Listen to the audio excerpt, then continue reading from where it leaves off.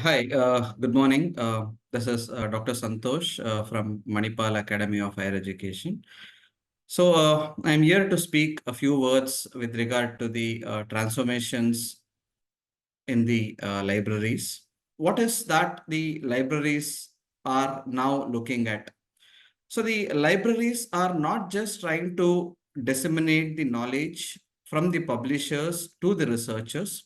So the way ahead is that libraries are also acting like a two-way communication, wherein we are seeing the libraries archiving the information from the researchers in the form of something called as an institutional repository.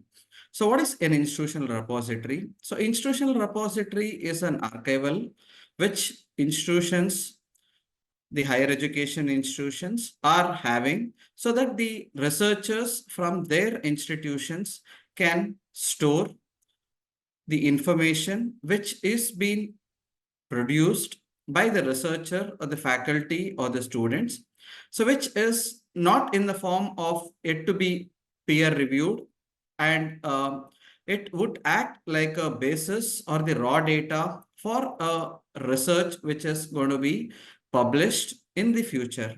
So these raw data can be in the form of the results which have been articulated by the researcher when they have carried out some experiments.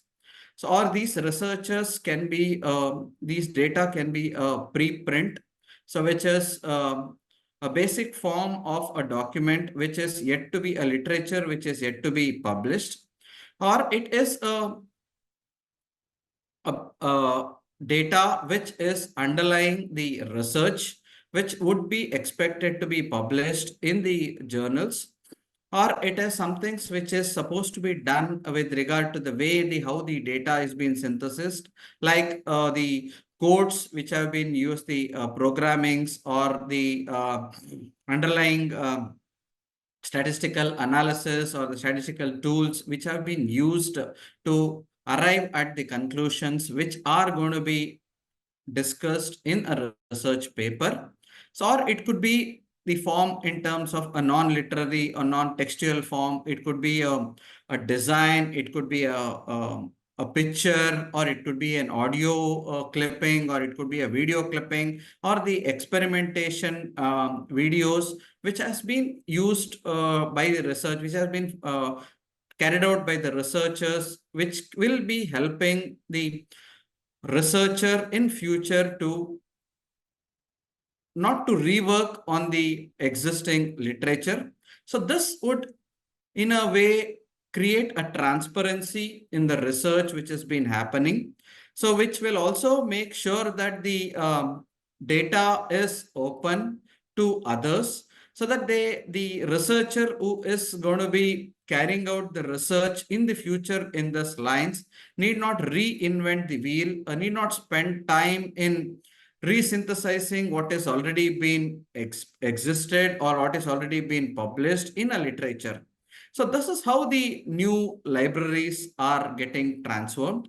So we have a lot of open source repositories which are been there existing as of today, like GitHub, IEEE data ports, OSF, Open Science Framework.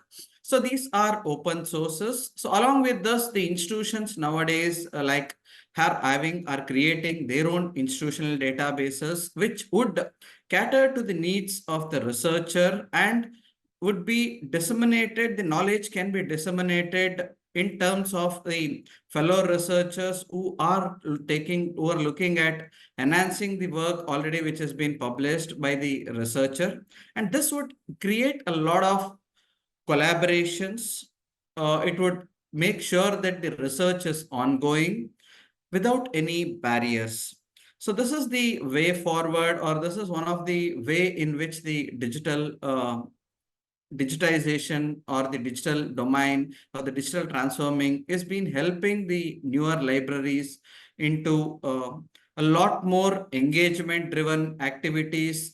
It is not just a one side, it is helping the collaboration, it is helping the bridge the gap between researchers, two researchers, So this is how the whole new domain is all about.